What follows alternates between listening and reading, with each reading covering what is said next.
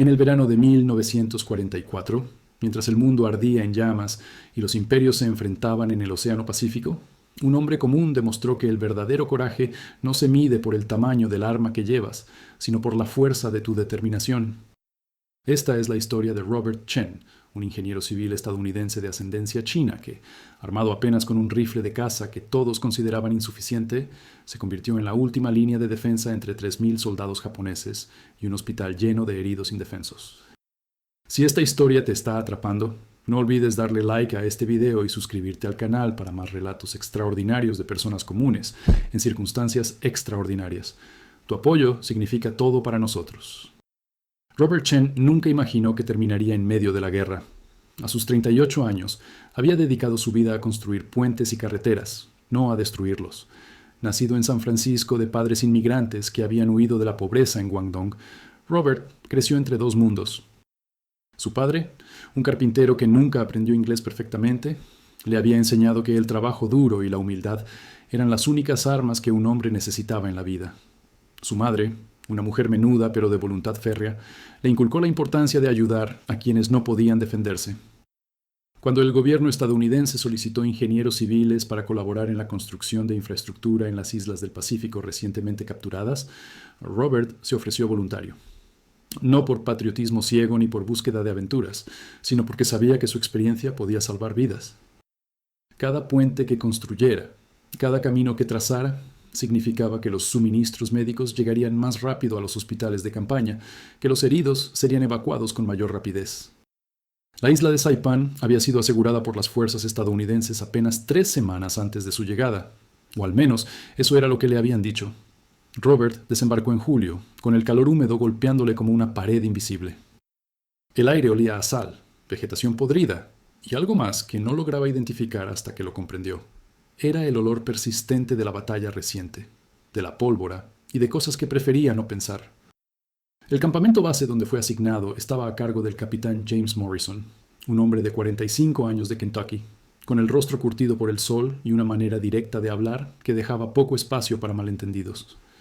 Morrison le mostró el perímetro del campamento, señalando las posiciones defensivas y las rutas de evacuación. «Robert, déjame ser claro contigo», le dijo Morrison mientras caminaban por el borde del campamento. «Oficialmente esta isla está asegurada. Extraoficialmente hay bolsas de resistencia japonesa por toda la selva. Algunos son soldados regulares que se negaron a rendirse. Otros son civiles armados. No subestimes a ninguno de ellos». Robert asintió, sintiendo cómo el peso de la realidad se hacía más pesado sobre sus hombros. En su mochila llevaba lo único que había traído de casa, además de herramientas, el rifle Winchester de su padre, un modelo 1894 de calibre 30 y 30. Era un arma vieja, diseñada para cazar venados en las montañas de California, no para combatir en una guerra moderna. Los marines del campamento se habían reído cuando lo vieron. «Oye, Chen», le había dicho un marín joven llamado Thompson, «¿con esa cosita vas a cazar conejos o qué? Cuando lleguen los japoneses vas a necesitar algo con más poder de fuego». Robert había sonreído amablemente, sin ofenderse. «Es el rifle de mi padre. Me ha acompañado toda mi vida. Conozco cada centímetro de esta arma. Eso cuenta más que el calibre». Las primeras 2 semanas transcurrieron sin incidentes. Robert trabajaba con un equipo de 8 hombres, incluidos otros 3 civiles y 5 soldados ingenieros. Su tarea principal era reparar y expandir el camino que conectaba el puerto con el hospital de campaña, ubicado tierra adentro. El hospital, un conjunto de tiendas de campaña reforzadas, albergaba a más de 200 heridos, algunos en condiciones críticas que no podían ser trasladados. El trabajo era agotador bajo el sol implacable del Pacífico.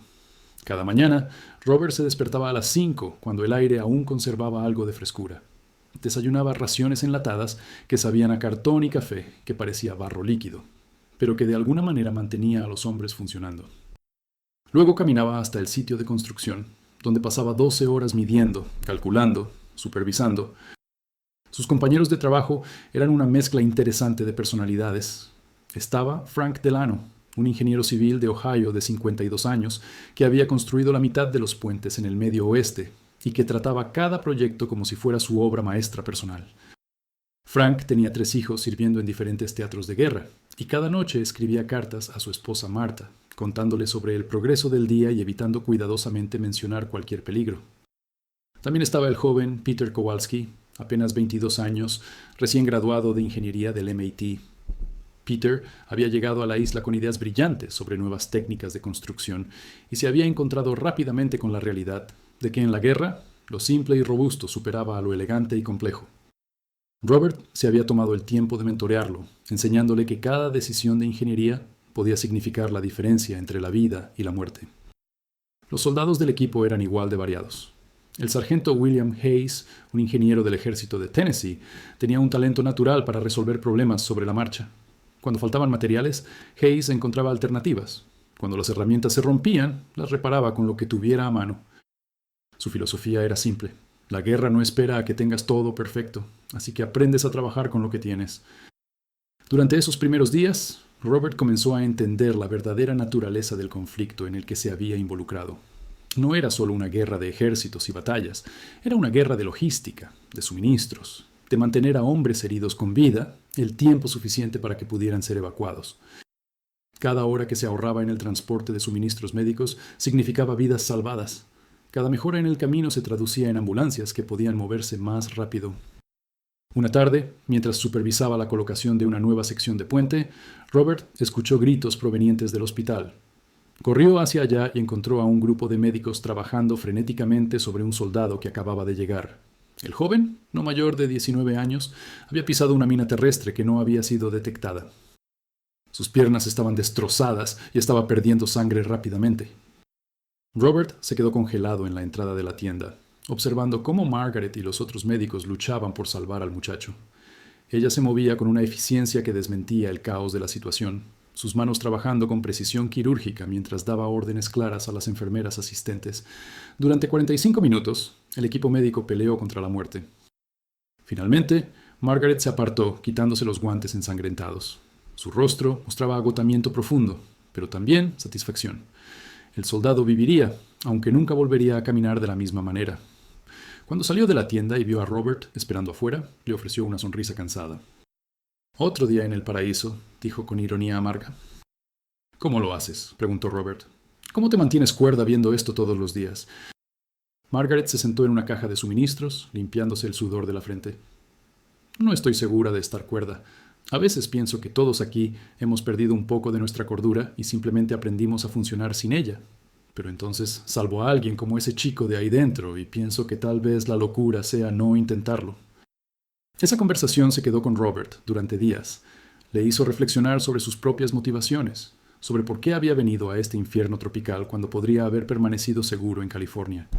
No tenía una respuesta clara, solo un sentimiento profundo de que algunas cosas simplemente eran necesarias, incluso si no podías articularlas completamente. Los días adquirieron un ritmo.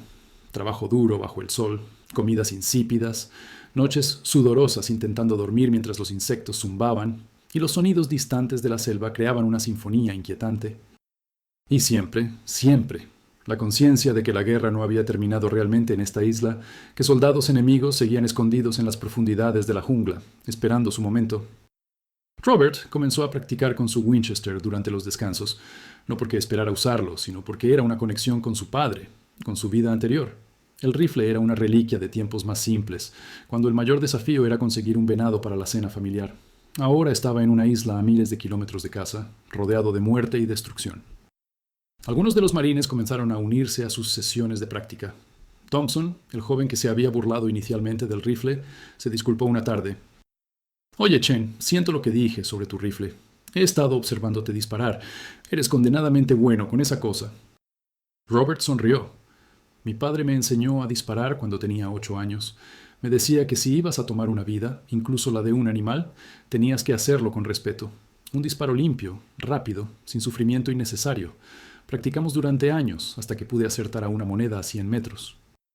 Thompson silbó impresionado. «Eso es tiro de francotirador. Es paciencia y práctica. Nada más. Conocer tu arma tan bien que se convierte en una extensión de ti mismo». Esa filosofía, esa intimidad con su rifle, sería lo que marcaría la diferencia cuando llegara el momento crucial. Pero Robert no lo sabía entonces. Solo sabía que el acto de disparar, de alinear la mira, controlar su respiración, apretar suavemente el gatillo, le traía una paz que poco más podía ofrecerle en ese lugar. Durante esos días, Robert conoció a la enfermera Margaret Sullivan, una mujer de 32 años de Boston, que llevaba casi 2 años en el Pacífico. Margaret tenía el cabello castaño, recogido siempre en un moño apretado, y unas profundas ojeras que hablaban de noches sin dormir, pero sus manos eran firmes y su voz suave traía calma incluso a los soldados más aterrorizados. Una tarde, mientras Robert revisaba la estabilidad de un pequeño puente cerca del hospital, Margaret se acercó con 2 tazas de café aguado. Se sentaron en silencio durante unos minutos, escuchando los sonidos de la selva mezclarse con los gemidos distantes de los heridos. «Construyes cosas», dijo Margaret finalmente. «Yo intento reparar cuerpos. A veces me pregunto qué es más difícil». «Las cosas no gritan cuando las arreglas», respondió Robert con una sonrisa triste, «y no tienen familias esperándolas en casa». Margaret lo miró con esos ojos cansados, pero todavía bondadosos. «¿Sabes? La mayoría de los hombres que vienen aquí como civiles se van en cuanto escuchan el primer disparo. ¿Por qué te quedas?» Robert pensó en su respuesta mientras observaba el océano a lo lejos. «Mi padre solía decir que un hombre no se mide por lo que hace cuando está cómodo, sino por lo que hace cuando tiene miedo. Estoy aterrorizado cada día que paso aquí. Pero si me voy, ¿quién terminará este puente? ¿Quién se asegurará de que los caminos estén en condiciones para que lleguen los suministros médicos? No puedo irme sabiendo que mi ausencia podría costar vidas». La noche del 23 de julio comenzó como cualquier otra. El calor sofocante apenas disminuía con la puesta del sol, y los hombres del campamento se reunían en pequeños grupos para cenar raciones enlatadas y compartir cigarrillos. Robert estaba sentado con su equipo de trabajo cerca del hospital, revisando los planos para la siguiente fase de construcción.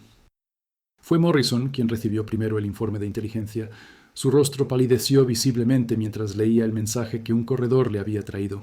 Sin perder tiempo, convocó a todos los oficiales y a los civiles de mayor rango, incluido Robert. «Señores, tenemos un problema grave», comenzó Morrison, desplegando un mapa sobre la mesa improvisada. «Nuestros exploradores han detectado movimiento significativo en la selva al norte. Estimamos que hay entre 2.500 y 3.000 soldados japoneses organizándose para un ataque masivo, un ataque Banzai». El silencio en la tienda era absoluto. Todos sabían lo que significaba un ataque Banzai. Una carga suicida masiva donde los soldados japoneses atacaban en ola tras ola sin importar las bajas, con el único objetivo de romper las líneas defensivas a través de la pura fuerza numérica y la determinación feroz. «¿Cuándo?», preguntó uno de los oficiales. «Esta noche. Probablemente antes del amanecer, cuando estamos más vulnerables». Morrison hizo una pausa, su mandíbula apretada. «Tenemos aproximadamente 400 hombres en condiciones de combatir. Los hospitales no pueden ser evacuados a tiempo. Tenemos heridos que morirían si intentáramos moverlos». «Entonces los defendemos aquí», dijo el teniente Carson, un joven oficial de 25 años, cuyo optimismo aún no había sido completamente erosionado por la guerra. Morrison asintió lentamente. «Esa es la única opción, pero necesito que todos entiendan la situación. Estamos en clara desventaja numérica. Vamos a establecer líneas defensivas en 3 puntos clave. La línea principal estará aquí, a 1 kilómetro del hospital. Si esa línea cae, tenemos una segunda posición aquí. Y si esa también cae...» Se volvió hacia Robert y los otros civiles. «Les voy a pedir algo que está más allá de su deber. Necesito que algunos de ustedes formen una última línea de defensa directamente frente al hospital. No es justo pedirles esto. Pueden negarse y nadie los culpará». Robert sintió que su corazón latía con fuerza en su pecho. Podía ver a los otros civiles intercambiando miradas nerviosas. 2 de ellos negaron con la cabeza de inmediato, sus rostros pálidos de miedo. Los otros parecían paralizados por la indecisión.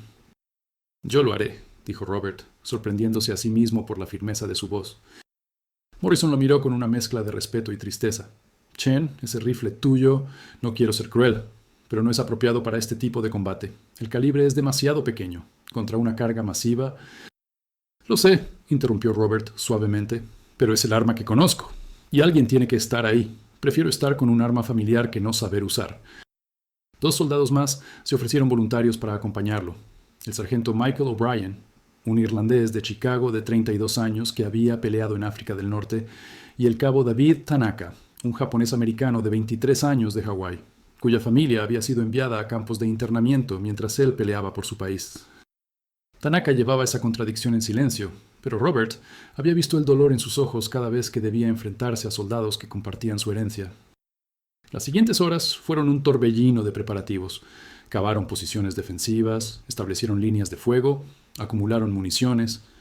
Robert limpió y revisó su Winchester meticulosamente, cada movimiento una meditación familiar que calmaba sus nervios destrozados. El rifle tenía una capacidad de 7 cartuchos en el cargador tubular más 1 en la recámara. 8 disparos antes de tener que recargar. Contra 3.000 hombres, esos números parecían una broma cruel. Mientras trabajaba en su posición, Frank Delano se acercó. El ingeniero mayor llevaba una pistola reglamentaria en el cinturón, pero sus manos temblaban visiblemente. Robert, tengo 52 años. He construido puentes durante 30 años. Nunca disparé un arma contra una persona. Su voz se quebró ligeramente. Mis hijos están allá afuera peleando en Europa y el Pacífico. ¿Qué clase de padre sería si no tuviera el valor de hacer lo mismo cuando llegue el momento? Robert dejó de limpiar su rifle y miró al hombre mayor. Frank, nadie te va a juzgar si te quedas en el hospital. Esto no es tu guerra. Somos civiles. No firmamos para esto. Delano negó con la cabeza firmemente. Nadie firma para la guerra, hijo, pero aquí estamos. Y esos muchachos ahí dentro, en ese hospital, no pueden defenderse. Si me quedo escondido mientras otros dan sus vidas, no podré mirarme en el espejo nunca más. Los dos hombres se estrecharon la mano en silencio, un entendimiento profundo pasando entre ellos sin necesidad de más palabras. Delano regresó a su posición, dejando a Robert con sus propios pensamientos turbulentos. El joven Peter Kowalski también había decidido quedarse. A sus 22 años, con toda una vida por delante, podría haber evacuado con otros civiles no esenciales. En cambio, estaba llenando cargadores de munición con manos que solo temblaban un poco. Robert se acercó a él. Peter, todavía puedes irte, nadie te culparía. El joven levantó la vista, sus ojos mostrando una madurez que no había estado ahí hace 2 semanas. Mi abuelo peleó en la Primera Guerra. Siempre me contaba historias sobre cómo los hombres descubren quiénes realmente son en los momentos más oscuros. Creo que necesito descubrir quién soy yo. Morrison pasó por cada posición durante las horas previas al ataque esperado, revisando preparativos y ofreciendo palabras de aliento. Cuando llegó a donde estaba Robert, se detuvo por un momento largo. Chen, comenzó Morrison, su voz inusualmente suave. Quiero que sepas algo. He servido en este ejército durante 23 años. He visto hombres hacer cosas increíbles bajo presión. Pero lo que estás haciendo tú y los otros civiles, quedarse cuando podrían irse, enfrentar lo que viene con armas inadecuadas, eso requiere un tipo diferente de coraje. Robert no supo qué responder. Finalmente dijo, mi padre solía citar un proverbio chino. Cuando bebas agua, recuerda la fuente. Este país le dio a mi familia una oportunidad cuando no tenía nada. Tal vez esta es mi manera de recordar la fuente. Morrison asintió lentamente. Tu padre crió a un buen hombre. Con suerte, vivirás para contarle estas historias a tus propios hijos. Después de que Morrison se fuera, Robert sacó una carta que había escrito esa tarde. Estaba dirigida a su madre, sellada y marcada para entrega en caso de su muerte. En ella había intentado explicar sus decisiones, expresar su amor y compartir las lecciones que su padre le había enseñado y que ahora guiaban sus acciones. Guardó la carta en su bolsillo interior, esperando que nunca tuviera que ser enviada. La tensión en el campamento era palpable. Los hombres hablaban en voz baja, revisaban sus armas compulsivamente, escribían cartas de último momento a seres queridos. Algunos rezaban, otros solo miraban hacia la oscuridad de la selva, esperando. O'Brien, el sargento irlandés que compartiría la posición con Robert, se sentó a su lado cerca de medianoche. Encendió 2 cigarrillos y le ofreció uno a Robert. No fumo, dijo Robert. Hoy podrías empezar, respondió O'Brien con humor sombrío. Si alguna vez hubo un día para adquirir malos hábitos, este es. Robert sonrió a pesar de la tensión y aceptó el cigarrillo. Los 2 hombres fumaron en silencio durante varios minutos, observando cómo la luna parcialmente oscurecida por nubes proyectaba sombras fantasmales sobre la jungla. Tengo una esposa en Chicago, dijo O'Brien eventualmente. Mary. Llevamos casados 8 años. No pudimos tener hijos, pero tenemos 3 perros que tratamos como si fueran nuestros bebés. Probablemente piensas que es tonto. No, respondió Robert suavemente. Creo que es hermoso. Ella me hizo prometer que volvería. Le dije que lo haría. Pero ¿sabes qué, Chen? Mirando hacia allá, hacia donde van a venir esas miles de personas, no estoy seguro de poder cumplir esa promesa. Robert apagó su cigarrillo cuidadosamente. Entonces tendremos que asegurarnos de que ambos salgamos de aquí. Tú vas a volver con Mary y esos perros, y yo voy a volver con mi madre y tal vez, si tengo suerte, con Margaret. O'Brien lo miró sorprendido. La enfermera. ¿Hay algo ahí? Tal vez. Si sobrevivimos el tiempo suficiente para descubrirlo. Tanaka, el tercero en su posición, era el más joven de los 3, con solo 23 años. pero había algo en sus ojos que los hacía parecer mucho más viejos. La contradicción de su existencia, ser japonés-americano luchando contra Japón mientras su familia era mantenida en campos de internamiento, había creado una tristeza profunda en él. ¿Alguna vez te preguntas si estamos haciendo lo correcto?, preguntó Tanaka de repente, rompiendo su silencio habitual. ¿Qué quieres decir?, preguntó Robert. Toda esta matanza. De ambos lados. Mi abuela todavía vive en Osaka. Si bomba que cayó sobre su ciudad, podría haberla matado. Y mañana voy a disparar contra personas que podrían ser mis primos. ¿Dónde está lo correcto en todo esto? Robert no tenía una respuesta fácil. Finalmente dijo: no creo que haya nada correcto en la guerra, Tanaka. Creo que hay solo grados de lo necesario. No elegimos este conflicto. Pero sí elegimos defender a personas que no pueden defenderse a sí mismas. Esos hombres en el hospital, ellos no tienen opción. Nosotros sí, y elegimos estar aquí. Tanaka asintió lentamente como si esas palabras le dieran algo a lo que aferrarse. Gracias, señor Chen. Eso ayuda. Margaret apareció poco antes de la medianoche, llevando café caliente y algo de comida. Se sentó junto a Robert, en su posición, mirando hacia la oscuridad impenetrable de la selva. Supongo que no puedo convencerte de que te vayas, dijo ella con una sonrisa triste. Alguien tiene que proteger a tus pacientes, y has trabajado demasiado duro salvándolos como para que los pierda ahora. Margaret le tocó la mano brevemente. Eres un buen hombre, Robert Chen. Cuando esto termine, me gustaría que me contaras más sobre ese padre tuyo. Debe haber sido alguien especial para criar a un hijo como tú. Lo era. Murió hace 3 años sin ver el océano más allá de San Francisco.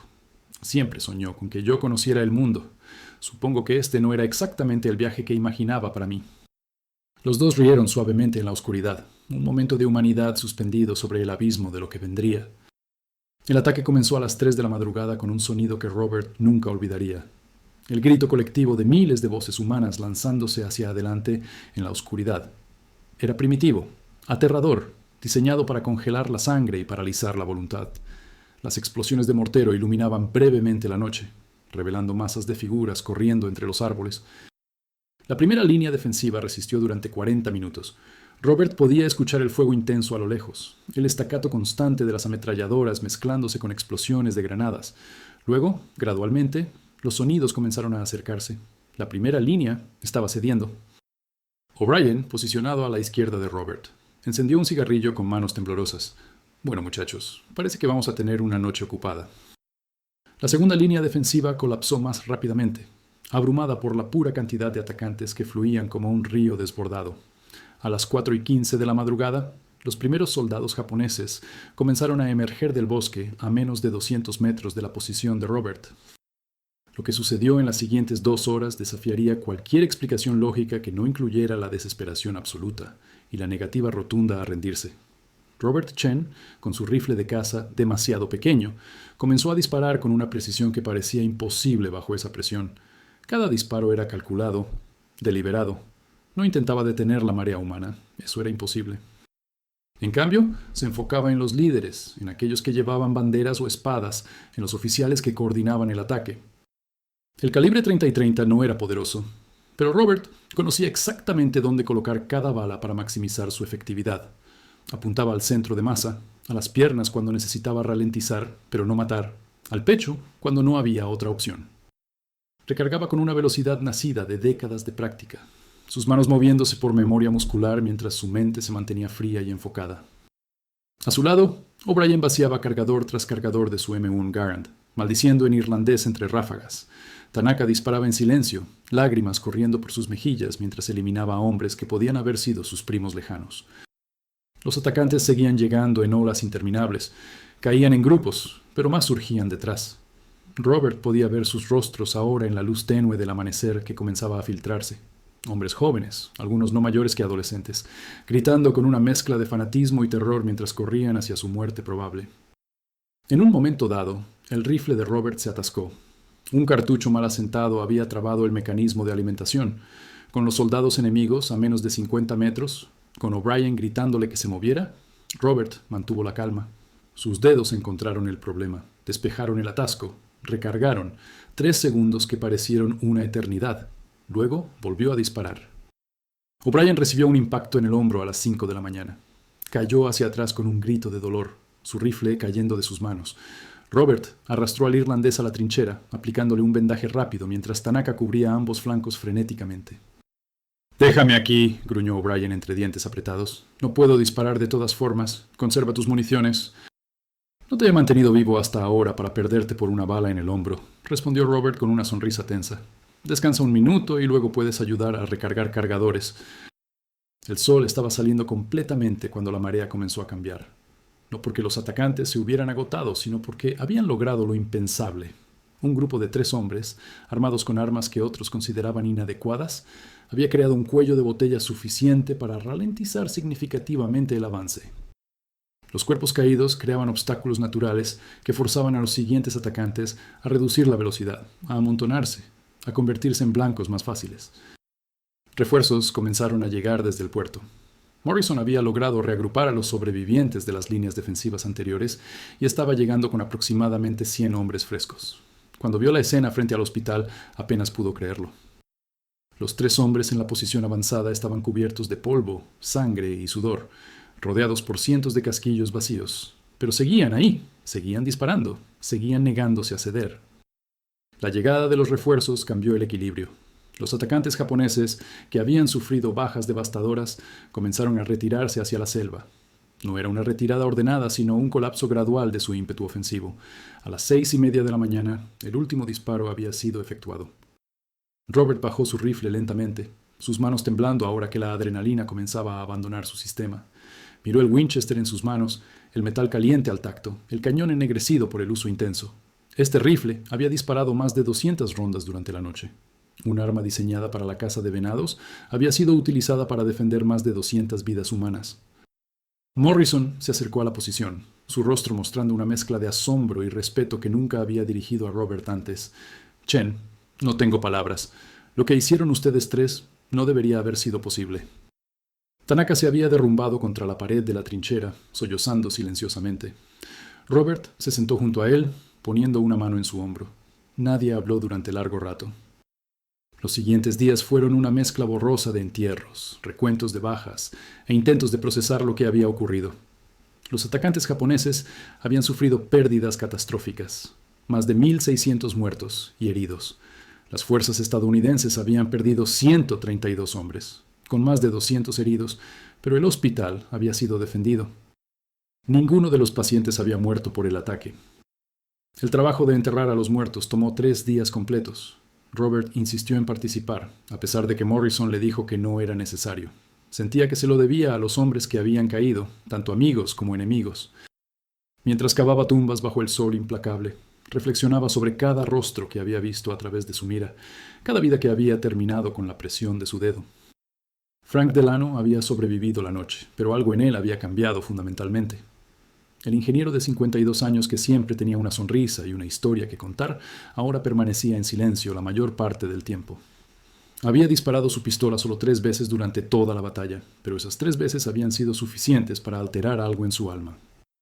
Una mañana, Robert lo encontró sentado solo cerca del cementerio improvisado que habían creado. Frank tenía una carta arrugada en sus manos, lágrimas corriendo silenciosamente por sus mejillas. «Mi hijo mayor», dijo sin mirar a Robert. «Timothy. Estaba en Normandía. Murió en la playa el día del desembarco. La carta llegó hace 3 días, pero no tuve el coraje de abrirla hasta ahora». Robert se sentó junto a él, sin saber qué decir. A veces no había palabras suficientes para el dolor. «Siempre me pregunté cómo podía enviar a mis hijos a la guerra mientras yo me quedaba seguro en casa», continuó Frank. «Ahora entiendo. Entiendo lo que enfrentó Timothy en esa playa, y desearía no entenderlo. Desearía poder seguir siendo ignorante». «Tu hijo fue valiente», dijo Robert finalmente. «Como tú, como todos nosotros aquí. Esa valentía no borra el dolor, pero tal vez le da significado». Frank asintió, doblando la carta cuidadosamente. «Voy a terminar ese puente que estábamos construyendo. Voy a construirlo tan fuerte que dure 50 años. Y voy a nombrarlo en honor a Timothy, aunque nadie más que nosotros sepa por qué». Peter Kowalski, el joven ingeniero de 22 años, también había cambiado. Durante la batalla, había estado en una posición secundaria y había visto cómo Robert, O'Brien y Tanaka habían mantenido la línea. Ahora miraba a Robert con una mezcla de admiración y algo parecido al miedo. «Señor Chen», dijo Peter una tarde mientras trabajaban juntos reparando una sección del camino dañada durante el ataque. Durante la batalla lo vi disparar. Usted no dudaba, no temblaba. Era como si fuera una máquina. Robert dejó de trabajar, apoyándose en su pala. Peter temblaba por dentro más de lo que puedes imaginar. Cada disparo que hacía, cada vida que tomaba, era como arrancar un pedazo de mi alma. Pero tenía que mantener la calma porque otros dependían de mí. Eso no me hace fuerte, me hace humano. «¿Pero cómo lo hace?», insistió Peter. «¿Cómo vive con eso después?». «No lo sé todavía», admitió Robert honestamente. «Pregúntame en 10 años si ambos seguimos vivos y tal vez tenga una respuesta». El trabajo de reconstrucción continuó. Los caminos debían ser reparados, nuevas defensas construidas, suministros organizados. La guerra no esperaba a que los hombres procesaran su trauma. La vida, o lo que pasaba por vida en una zona de guerra, simplemente continuaba. Thompson, el marín joven que había bromeado sobre el rifle de Robert, se acercó a él una semana después de la batalla. En sus manos llevaba una botella de whisky que había conseguido de quién sabe dónde. «Chen, pensé que podríamos tomar un trago, ya sabes, para celebrar que seguimos vivos». Los dos se sentaron en cajas de municiones vacías, pasándose la botella. El whisky quemaba al bajar, pero era un dolor bienvenido, algo que confirmaba que todavía estaban vivos para sentirlo. «¿Sabes?», dijo Thompson después de un largo trago, «cuando llegué a esta isla hace 6 meses, pensaba que sabía todo sobre el valor. Pensaba que el coraje era sobre cargas heroicas y actos gloriosos. Luego te vi a ti y a los otros civiles quedarse cuando podían haberse ido. Vi a un hombre con un rifle de caza enfrentar un ejército, y me di cuenta de que no sabía nada». «El verdadero coraje», dijo Robert suavemente, «es tener tanto miedo que apenas puedes respirar, pero hacerlo de todas formas porque otros lo necesitan. No hay gloria en eso. Solo supervivencia y deber». Los dos bebieron en silencio por un rato, cada uno perdido en sus propios pensamientos. Finalmente, Thompson habló de nuevo. «Mi hermano menor, Joey, se alista el próximo mes. Solo tiene 18 años. Sigue hablando sobre hacer su parte, sobre servir a su país. ¿Qué le digo, Chen? ¿Cómo le explico lo que realmente es esto?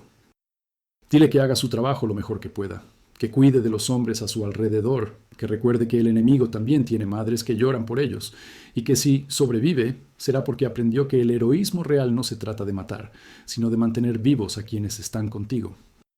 Margaret encontró a Robert 3 días después, sentado solo cerca del lugar donde había luchado. Ella se sentó a su lado en silencio. «Salvaste sus vidas», dijo finalmente. «Todos esos hombres en el hospital, mis pacientes, los salvaste». «Maté a mucha gente también», respondió Robert con voz hueca. «Puedo ver sus rostros. Eran tan jóvenes. Apenas eran hombres. Tenían familias esperándolos en algún lugar». Margaret tomó su mano. «No elegiste esta guerra. No elegiste que te atacaran. Hiciste lo único que podías hacer, proteger a los indefensos. Eso no te hace un asesino. Te hace un héroe». Robert negó con la cabeza lentamente. «No soy un héroe. Los héroes son personas que quieren estar aquí, que buscan la gloria. Yo solo quería construir puentes y volver a casa». «Los verdaderos héroes», dijo Margaret suavemente, «son las personas que tienen miedo pero lo hacen de todas formas, que no quieren estar ahí pero se quedan porque otros los necesitan. Tú eres esa persona, Robert». Las semanas siguientes trajeron cambios. O'Brien fue evacuado para recuperarse de su herida y eventualmente fue enviado de regreso a Estados Unidos. Tanaka solicitó un traslado a unidades de combate en Europa, incapaz de seguir luchando contra personas que compartían su rostro. Morrison recomendó a Robert para una condecoración, aunque Robert rechazó cualquier ceremonia pública. Lo que no rechazó fue continuar su trabajo. Los puentes necesitaban ser construidos, los caminos necesitaban mantenimiento. Y ahora, con renovado respeto de parte de los soldados que antes se habían burlado de su rifle, Robert Chen continuó haciendo lo que mejor sabía hacer: construir las conexiones que mantenían vivas a las personas. El rifle Winchester de su padre fue eventualmente enviado a un museo militar después de la guerra, con una placa que contaba la historia del ingeniero civil que había usado un arma de caza para defender un hospital contra miles de atacantes. Pero Robert nunca quiso hablar públicamente sobre esa noche. Para él, no era una historia de heroísmo, sino de supervivencia, de hacer lo necesario cuando todas las alternativas habían desaparecido. En sus cartas a casa, que comenzó a escribir de nuevo una vez que sus manos dejaron de temblar lo suficiente para sostener un lápiz, Robert le contaba a su madre sobre Margaret, sobre los puentes que estaba construyendo, sobre las vidas que se estaban salvando gracias al trabajo de ingeniería. Nunca mencionó esa noche específica. Margaret y Robert continuaron trabajando juntos durante los meses restantes de la guerra en el Pacífico. Desarrollaron una amistad profunda, basada en el entendimiento compartido de lo que significaba mantener la humanidad en medio del infierno. Hablaban sobre sus planes para después de la guerra. Ella quería abrir una clínica en un barrio pobre de Boston. Él quería diseñar sistemas de agua potable para comunidades rurales. Cuando finalmente llegó el día de partir, en noviembre de 1945, después de que las bombas atómicas hubieran forzado la rendición japonesa, Robert se paró una última vez en el lugar donde había defendido el hospital. El área había sido transformada, los cráteres rellenados, la vegetación recuperándose, nuevos edificios reemplazando las tiendas de campaña. Margaret se paró junto a él, los dos mirando hacia el mar donde barcos esperaban para llevarlos a casa. «¿Qué vas a hacer ahora?», preguntó ella. Robert pensó en su padre, en las lecciones sobre trabajo duro y humildad. Pensó en esa noche cuando un rifle pequeño había demostrado que no era el tamaño del arma lo que importaba, sino la determinación de quien la empuñaba. Pensó en todas las vidas que habían sido salvadas, no por actos de gloria, sino por la simple negativa a rendirse cuando otros dependían de ti. «Voy a construir cosas», dijo finalmente. «Puentes, caminos, sistemas de agua. Voy a pasar el resto de mi vida construyendo en lugar de destruir. Y voy a intentar olvidar sus rostros, aunque sé que nunca podré». Margaret asintió, entendiendo. Todos llevamos las cicatrices de esta guerra, pero también llevamos las lecciones. Aprendimos que las personas comunes pueden hacer cosas extraordinarias cuando es necesario, que el coraje no viene del tamaño de tu arma, sino del tamaño de tu corazón. Subieron juntos al barco que los llevaría de regreso a través del Pacífico. Robert llevaba consigo muy pocas pertenencias: sus herramientas de ingeniero, algunas fotografías, las cartas de su madre. El rifle Winchester se había quedado atrás, destinado a convertirse en un símbolo de algo más grande que él mismo. Durante el largo viaje de regreso, Robert pasaba las noches en cubierta, mirando las estrellas. Pensaba en O'Brien, que ahora trabajaba en la construcción en Chicago, enviándole cartas ocasionales llenas de humor irlandés. Pensaba en Tanaka, que había peleado en las Ardenas y había sido condecorado por valor, encontrando finalmente una forma de reconciliar su identidad dividida. Pensaba en Morrison, que había sobrevivido a la guerra solo para morir en un accidente de automóvil 2 semanas después de regresar a Kentucky. Una cruel ironía que había dejado a todos devastados. Pero sobre todo, pensaba en su padre, en cómo ese hombre simple, que nunca había peleado en una guerra, que nunca había disparado su rifle contra otro ser humano, había enseñado a su hijo la lección más importante de todas, que un hombre se define no por la violencia que puede infligir, sino por la protección que puede brindar, no por el poder de sus armas, sino por la fuerza de sus convicciones. Cuando el barco finalmente atracó en San Francisco a principios de diciembre, Robert pisó tierra estadounidense por primera vez en 2 años. Su madre lo esperaba en el muelle, más pequeña y frágil de lo que recordaba, pero con los mismos ojos feroces e indomables. Corrió hacia ella, un hombre de 40 años que volvía a ser niño en los brazos de su madre. Ella no hizo preguntas sobre la guerra. Las madres siempre saben que algunas cosas es mejor dejarlas sin decir. En cambio, mientras caminaban hacia casa, le contó sobre los vecinos, sobre los cambios en el barrio, sobre los planes que tenía para la cena. Robert Chen vivió hasta los 93 años. Construyó puentes en 17 países, diseñó sistemas de agua potable que sirvieron a millones de personas y se casó con Margaret Sullivan en una pequeña ceremonia en 1947. Tuvieron 3 hijos y 8 nietos, ninguno de los cuales supo la historia completa de esa noche en Saipan hasta después de su muerte, cuando encontraron sus diarios personales. En esos diarios, escritos en su caligrafía precisa de ingeniero, Robert había plasmado sus pensamientos verdaderos sobre esa noche. No era una historia de triunfo, sino de supervivencia. No era un relato de heroísmo, sino de necesidad. Era la historia de un hombre que había sido forzado a tomar vidas para salvar otras, y que había cargado con ese peso cada día durante el resto de su vida. Pero también escribió sobre las lecciones aprendidas, sobre cómo el tamaño del arma nunca importó tanto como la claridad del propósito, sobre cómo 3 hombres, ninguno de ellos un supersoldado, ninguno de ellos equipado con armamento superior, habían logrado lo imposible simplemente negándose a rendirse. Sobre cómo el verdadero coraje no era la ausencia de miedo, sino la determinación de actuar correctamente a pesar de ese miedo. La historia del rifle de caza que detuvo una carga Banzai se convirtió en leyenda militar, analizada en academias y debatida por historiadores. Algunos lo atribuían a la suerte, otros a circunstancias únicas del terreno. Pero ¿quiénes estuvieron ahí? Quienes vieron a Robert Chen disparar con precisión mortal mientras hombres caían a su alrededor, quienes lo vieron mantener la calma cuando todos los indicadores racionales sugerían pánico, sabían la verdad.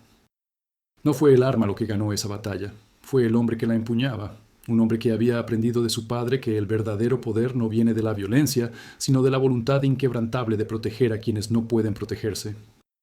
Un hombre que demostró que los actos más heroicos a menudo son realizados por personas que nunca buscaron ser héroes, que solo querían hacer lo correcto en el momento en que más importaba. Esa es la verdadera lección de Robert Chen y su rifle demasiado pequeño. No que la violencia sea gloriosa, ni que la guerra sea noble, sino que dentro de cada persona común existe la capacidad de hacer algo extraordinario cuando las circunstancias lo exigen. Que el coraje no requiere armas grandes ni músculos fuertes, sino solo un corazón determinado y la voluntad de mantenerse firme cuando todo lo demás se está derrumbando. Y tal vez, en nuestro mundo moderno, donde a menudo nos sentimos pequeños e inadecuados frente a problemas enormes, esa es la lección que más necesitamos recordar. Que no necesitamos ser perfectos, ni estar perfectamente equipados para hacer la diferencia. Solo necesitamos estar dispuestos a usar lo que tenemos, por pequeño que parezca, en servicio de algo más grande que nosotros mismos.